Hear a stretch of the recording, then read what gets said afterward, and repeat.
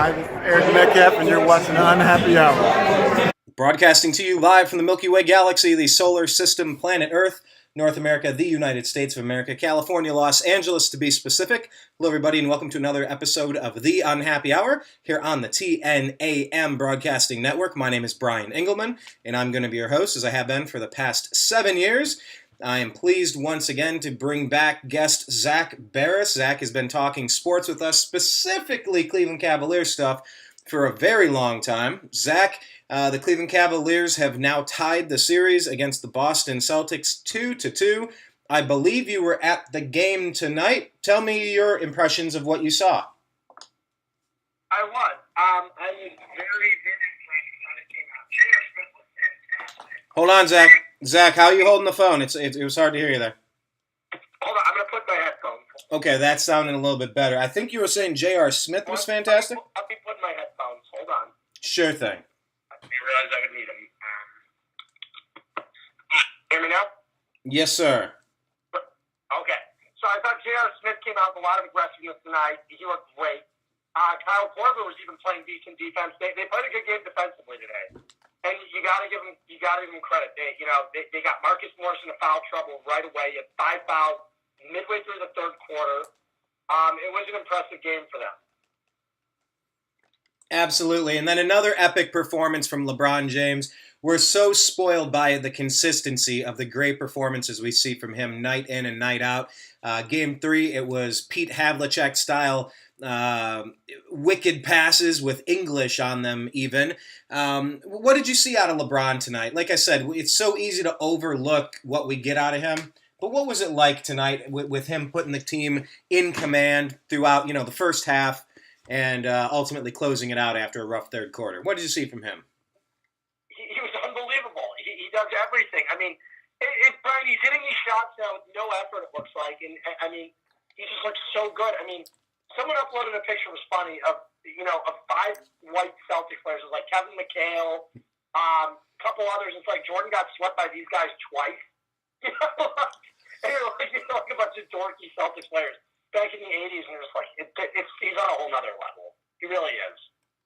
Yeah, LeBron is at the peak of his game. He had wicked passes in Game 3, and then this game, it was almost just like you could see him when he decided to score. There really wasn't even a conversation, a debate, or a question mark. He was going to drive when he felt like driving. He was going to hit those fadeaway, spin-around jumpers when he felt like it. And that's what you get out of a great player is consistency. Something that I'm noticing with this Cavalier team, it's starting to remind me of the 2016 team a little bit, maybe 2015. When you have Tristan and Kevin Love out on the floor, you're getting a lot of second chance opportunities. You're getting a lot of fouls down low. You're getting a lot of tip backs, a lot of tip ins. Talk about what that does to another team when they have to adjust to that. Because I feel like we're seeing a big change. It's tough. Tristan played very, very well tonight. He was all over the place. Maybe a couple unbelievable blocks. He looked great. Kevin didn't look so great tonight. I think Kevin Love had, was it 7 points towards the end of the fourth quarter, I recall. I don't know what he finished with. But he had 7 points at one point in the fourth quarter, and midway through the fourth. Well, he went down hard on his elbow. He had finished with 9. He wound up having 11 rebounds. But Thompson put up 13, 12 at the 2 blocks. Korver made a couple of really nice plays. Larry Nance, Korver had 3 blocks. Yeah, I knew he had a couple. I didn't realize he had 3. I thought he had 2. But yeah, they looked great. They called that third block. It was kind of like a low one. It was kind of swiped out around waist level. Kevin Love went down pretty hard on his elbow. I don't know how much that impacted him. I know LeBron took a knee to his knee.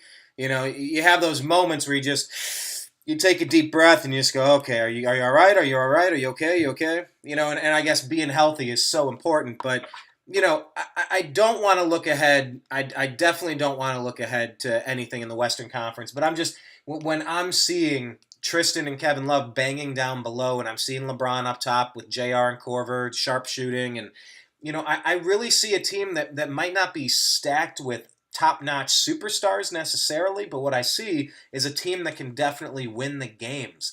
Do you think the Cavaliers, as built, are a team that can ultimately defeat the Celtics and contend for a championship, or do you think maybe the East is the most that they could be counted on? I mean, do you see what it takes to win a title out of this team when they turn it on and play defense? I mean, in most years, yes, but don't forget they still have to face the Warriors. Right. Well, and you okay. still haven't beaten Boston yet. I mean, you're right. It's great that they're tied 2-2 now. You need to go back there and win Game 6 in Boston. Even if you don't, it'll probably go to 7. But you really want to just end this thing. I mean, go back to Boston, do whatever you can to win Game 5 to knock it out in home court. You know, get a little bit of rest before the finals. Because Golden State's not going to be an easy task. Absolutely. Well, yeah, we got 3 games left. To talk about it for a second, the Celtics play so different on the road versus at home. They're undefeated at home. That's really just an experience factor, or is there something unique about this team? What do you make of that? It's just, I think it's an experience factor. I mean, look at LeBron at the beginning of his career with the Cavs. They always played well at home. Granted, if they lost one at home, they'd lose the series. It's not like that anymore. We've witnessed the Cavs lose at home and still go on to win the series. LeBron, earlier in his career, the Cavaliers could not win on the road. Remember that? Yeah. Go back, watch 2007, 2005, 2006, 2007. Even 2008 and 2009 and 2010, they did not win well on the road. Deep in the playoffs, they did not. And that was the issue. When LeBron came back, they started winning in the playoffs. You know, in Miami, he won on the road.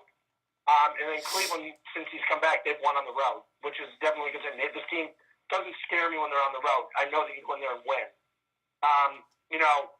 I mean, LeBron was. It's just. I think it's just inexperience. You know, it takes a lot to learn on the win on the road, and I don't think Boston has it yet. Well, in the chat room, Phil and Nick, they're saying, good, strong finish. Let's keep it up in Boston. Darren is projecting the Celtics don't win another game. Yes, Abraham Lincoln, that is the meme in our Facebook page. It's a private Facebook group. If you haven't joined yet, it's called The Unhappy Hour Sports Show, a support group. The headline picture, the main background picture is Abraham Lincoln with his quote, Cavs in 6. So that's what I believe, too. Brian in Marlin is saying, I'm ruining this because he's watching somebody sing. Just kidding. Keep up your talk show, brother. Love the Unhappy Hour. Thank you for watching. His comment, how come I feel like this was more of a Korver and Rozier show tonight, Zach? What made Korver and Rozier... Korver looked great tonight. I don't think it's... You want the role players to step up and play great games. So you need the role players. In order to win, you need JR to play like he did tonight. You need Korver to step up. You need Larry Nance. You need the role players to step up in order to win the series. In order to win the playoffs, LeBron cannot do it just by himself. He needs a little bit of help at least. Brian was saying Korver was like a Matthew Dellavedova tonight. He was all, a lot of energy out of him out there, diving for that loose ball, sliding all the way across. I mean, you can't coach hustle. You either have it or you don't. And remember, Kyle Korver and LeBron James were drafted in the same draft. You think of him being this really old player. Obviously, he played in college, but I love seeing the hustle. I love seeing it. Korver killed it. The role players were great, but Zach, the 19 turnovers. What Carl's asking about that? I mean, how much of that was just lapses in judgment versus good defense by the Celtics? How did we get 19 turnovers? They turned over the ball too much. There were a lot of lackadaisical passes. They weren't, It's just they weren't thinking sometimes. It was just some bad passes from my view. Right. Okay. All right. Well, then look. Yes, the connection has dropped a bunch of times, and they say that there's not even an NBA series until a home team loses a game. Obviously, two more days, and then we get to play in Boston, Game 5, perhaps a pivotal Game 5. If we can go rip the hearts out of the Celtics, this thing could be finished in 6, like Abraham Lincoln predicted, and I'm going to sure hope so. Was there any other final thoughts on the game? Anything you wanted to mention about what you saw tonight, or anything you want to talk about with the Rockets and Warriors? Not tonight. I think we'll cover it all tomorrow. Brian, I'm free to go tomorrow night if you want. Okay, coolio. Zach, thanks for your time. You take it. Yeah, I could just get into depth when I'm not so tired after screaming in a game. Yeah, how much does that take out? Like, how exhausted are you as a fan? Like, you've been through this ride for 4 years in a row now.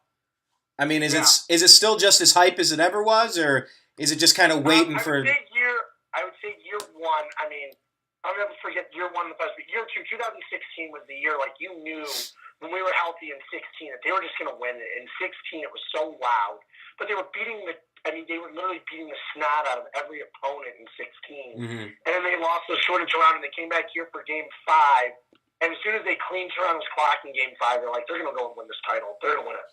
And it was just, I mean, it was the loudest tonight. It was so loud in there. It reminded me of Game 4 last year during the NBA Finals. Really? It felt that hype. Okay. It got super loud in there in the fourth quarter. Well, I guess that's a good thing then, right? Like the team is really trying to will the Cavs to get past this Celtics team and then have a fourth straight matchup. You know, who knows? Lots of games to play. Don't want to get ahead of ourselves, but when it's a special year, sometimes the fans can feel it. Okay, Zak Baris, thank you for your time. I'll let you get some sleep. Thanks for joining us again, and we'll talk again real soon. Okay, pal? Thanks again, Brian. Sure thing. You can follow him on Twitter. He's at ZBaris. That's ZBaris. Yeah, we're just going to let him go ahead and take off tonight. The phone connection dropped a few times. I'm going to take some questions real quick from the chat room over here, facebook.com/TheNewAmericanMedia. We have a private group with that Facebook group. It's called The Unhappy Hour Sports Show, a support group. Type all your comments in, all your questions. I'm going to try to get to them real quick. Instagram.com/TheUnhappyHour. That's our sports group. Or Instagram.com/TheNewAmericanMedia. That's for all the other stuff. Humor and politics and sports and music, or music rather. Patreon.com/TheNewAmericanMedia. You can help fund us if you like what we're doing. We always appreciate that. Brian in the chat room is saying we had defense in 2016. We had defense tonight. For a large part of the game, at least, we had defense. The players were hustling. I mean, Kyle Korver diving for those loose balls. Tristan Thompson, I mean, just banging down below, getting the other team in foul trouble. You wear them out. You grind them down. It doesn't have to all be shock and awe and three-pointers. I do like what Jeff Van... By the way, I'm getting a little bit of an allergic thing, so I'm trying to fight off a sneeze here. Forgive me. But, I liked what Jeff Van Gundy was saying about how they need to revisit the rules. I think they're absolutely correct about that. Some of these, these fouls on fast breaks, maybe it's not clear path, but it's pretty darn close to it. I really think they need to do something about that. You want to see more dunks, not less dunks. Free throws are as exciting as an extra point in football. So I really like the concept. During the game, it was just a point that I made to talk about it. The referees, I felt like the referees were kind of all over the place, pretty erratic. I felt like there were maybe about 8 to 10 calls that really went against us in a strange way. Calls that were overturned. I don't know. I want to get your thoughts. If you felt like the referees were playing a role, especially in that third quarter into the beginning of the fourth, halfway through the fourth maybe, the referees were overturning plays and we were getting called fouls for things we didn't even do. And I don't know. I don't know if that was intentional to try to hand the Celtics a win or to make it a little closer, because there's been some criticism, some critiques that all these games in the conference finals have been blowouts. I don't know, but I would like to get your thoughts. Okay, back to the questions. Ty Lue is unappreciated as a coach. He made some great adjustments tonight. Tristan Thompson was huge. Yes, I'm going to give you that. I what was it, in the first quarter, they started making shifts, and I know the announcers were talking about it because, what'd they call it, a high-stakes game of chess, a next-level game of chess, a three-dimensional chess? Oh, forgive me. I'm just fighting off this sneeze here. Ty Lue did a good job. And Tristan Thompson, I think he's finally back. He's finally healthy. He's active. You get double digits, rebounds, and points. Add that to what Kevin Love's bringing to the table. That just makes it easier for J.R. Smith and Kyle Korver to do what they do when, the best player on the planet gets to do his thing. This is a championship-level team. I don't care what any of the other teams have. Boston's got some skill, but they don't have what we have. And I sure hope we wrap this thing up in 6. I hope we take care of business in 5. Brian saying, and her name wasn't someone. Selena was singing. You better recognize. Brian saying, I love the Unhappy Hour. I follow all the time. Excellent, dude. How do I like this? I can like the comment. Oh, yeah, I forgot. Sorry. Matt saying, is this a sport? I know. Is this a sport? That's one of our catchphrases. It's pretty funny in the support group. It's rare. Yeah, Brian saying that LeBron pass and dunk by Thompson was insane. Oh, that was great. That was a 3/4 length pass. Kind of cut through the middle. It's almost like when you watch the Cavs. I guess when you watch any NBA team. When you watch any NBA team, there are plays where it starts to feel like a football game. That's the best way to describe it. And definitely LeBron's pass to Tristan, they were going to run out the clock and try either do a 2-for-1 or they were trying to play. It was like, I don't know, 27 seconds left. They had a 24-second clock. And he just saw Tristan break open down the middle of the court, and he got a wide open pass for a dunk. Kevin Love, after one of his rebounds, full length pass all the way down to LeBron James streaking, catches it, stopped on a dime.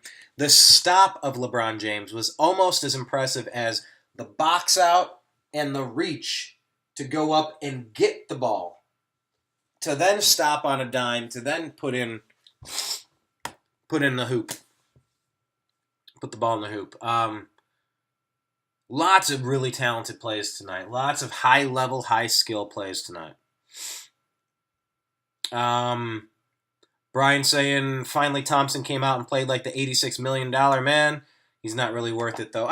Look, every city needs a good garbage man. And that's what he's doing. He's doing the dirty work. He's bumping, he's grinding, he's banging, he's rebounding, he's tipping, he's setting a lot of screens, he's playing decent defense.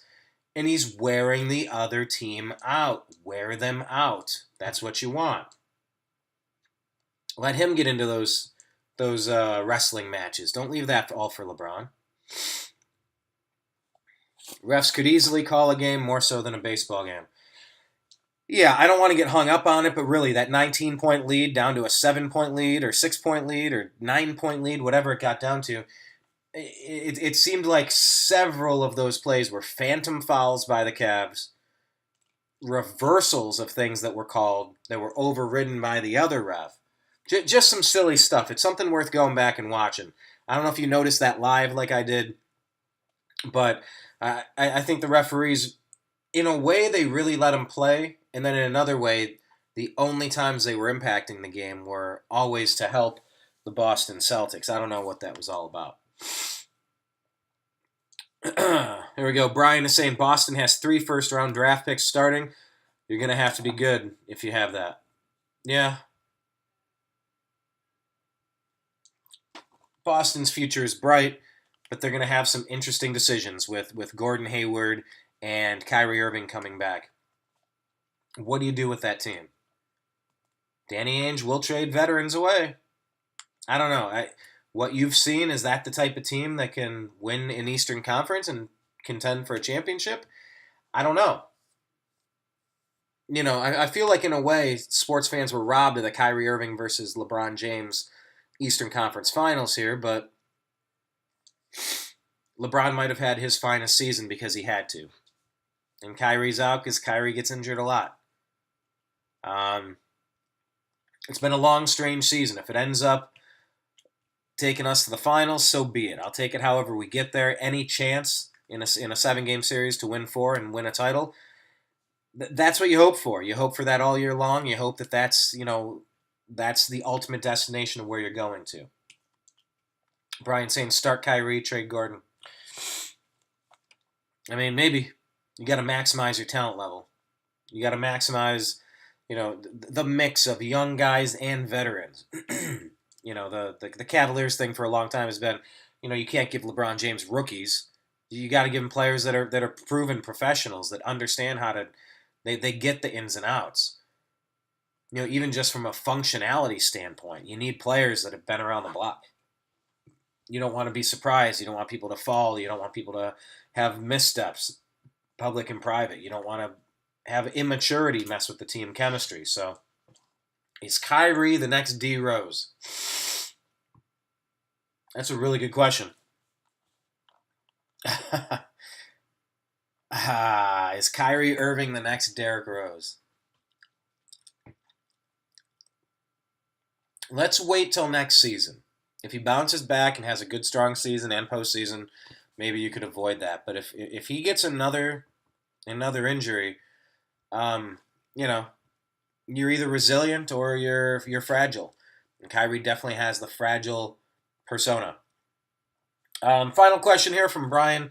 I have to ask you, besides LeBron or the Cavs, excuse me, who's your favorite NBA player? Wow. I'm a hardcore homer. So look, I got this cool hat. I really dig this hat, you guys. Camouflage. The new Cleveland C. But it's black and white. Digging it. Favorite NBA player? Huh.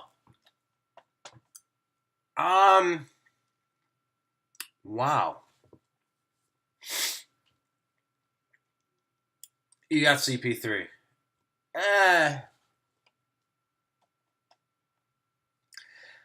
I mean, look, I like the burst in the tenacity, in the explosiveness of Russell Westbrook.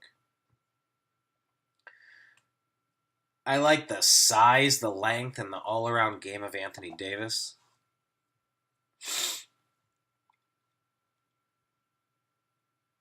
Wow, this is a really good question.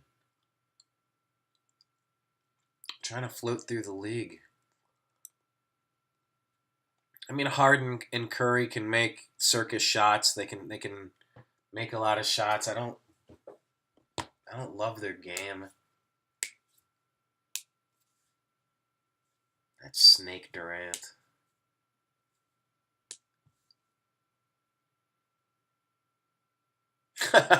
You asked your uncle the same question. He had the same emotion. Clueless, and then he said Oladipo. But dude, have you seen Oladipo singing? Have you seen his music videos? If not, look him up. No, I like Oladipo. I liked him coming out of school, coming out of college. What was it, Indiana?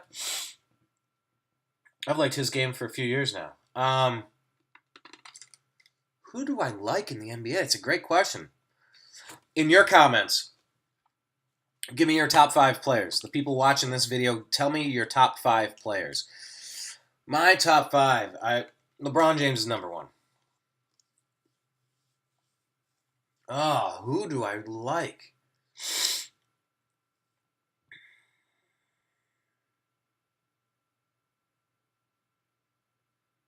This is, you know what? You got me stumped. I'm gonna have to think about this.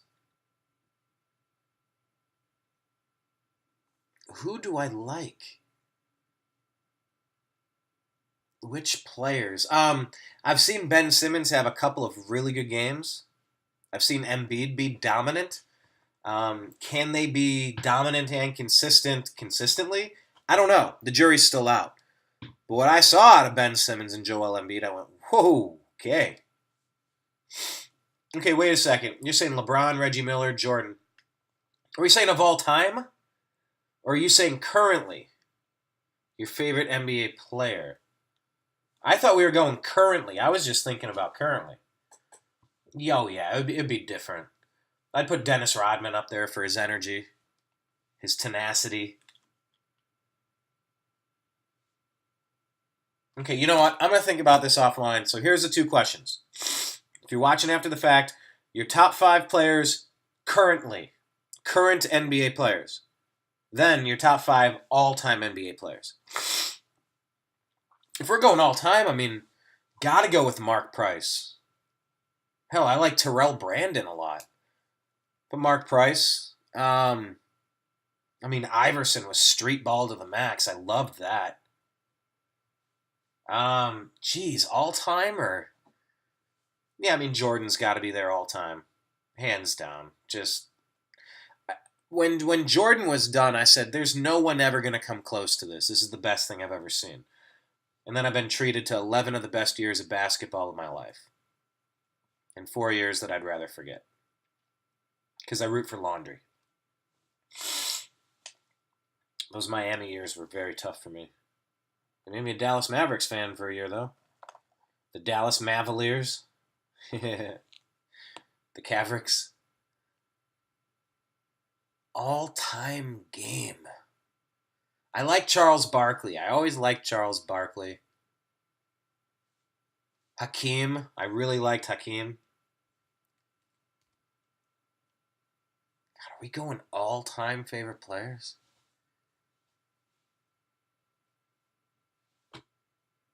All right, you got me stumped. I know it's kind of like dead air for a disc jockey for a radio host in between songs when you got that dead air. So I know you don't want to just sit here and watch me think.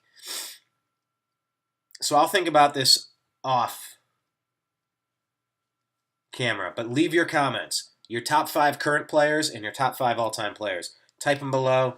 We'll hash it out. Just for your favorite game. Geez, I liked Isaiah Ryder. I loved Garnett back in the day. Shaq, Penny. Whew. Ooh. Never was a Kobe fan. I know that's blasphemous, especially living out here in Los Angeles, but once again, I'm not from here, so. Shaq was, so good to watch.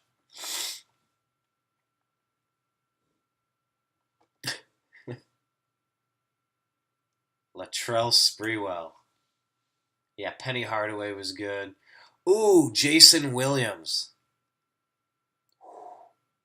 What do they call him? White Chocolate? What was it? White Chocolate? White Thunder? What was his nickname? Oh, such a great passer. Such a great passer. All right. I'll think about this more offline. Thank you for watching. Subscribe, youtube.com/TheNewAmericanMedia. Twitter, we're at American_media_. Facebook group is called The Unhappy Hour Sports Show, a support group. What do you think if the Cavs had Aaron Baines? I think our man bun percentage would go up significantly. What is with them always having a man bun?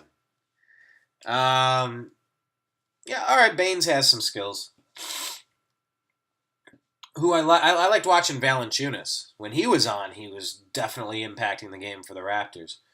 The big guys can have a really big impact. I do like that. I liked Larry Johnson back in the day. Grandmama. Yeah, a big man that we need. Well, let's see. Maybe we'll get Boogie Cousins. Maybe we'll trade that number 8 pick for someone. Maybe we'll get Paul George. Look, if the 73-win Warriors can add Kevin Durant, I think the 4-time. Let's not get ahead of ourselves, but let's just imagine the Cavs can take care of business here, and I think we are the superior team, and I fully expect us to do this. Why couldn't we add another veteran, add another superstar to this roster? I know the money would be tough to make it work, but find a way, make it work. Figure it out. Why couldn't we add Paul George or trade for Boogie Cousins or do something ridiculous? Valanciunas is a beast. Anyway, follow us on all the platforms. I appreciate you guys. Go Cavs. Cavs won it. It was kind of in the bag at halftime. Struggled in the third quarter, but really kind of as that 10-point lead started vacillating, it started ebbing and flowing a little bit to 6 points, to 11, 12, 13. We were able to do what needed to be done. We were able to keep it in check and get the win. That's all that counts. Heading into Boston on Wednesday, hopefully to take a 3-2 series lead. Go Cavs. We'll talk to you again soon.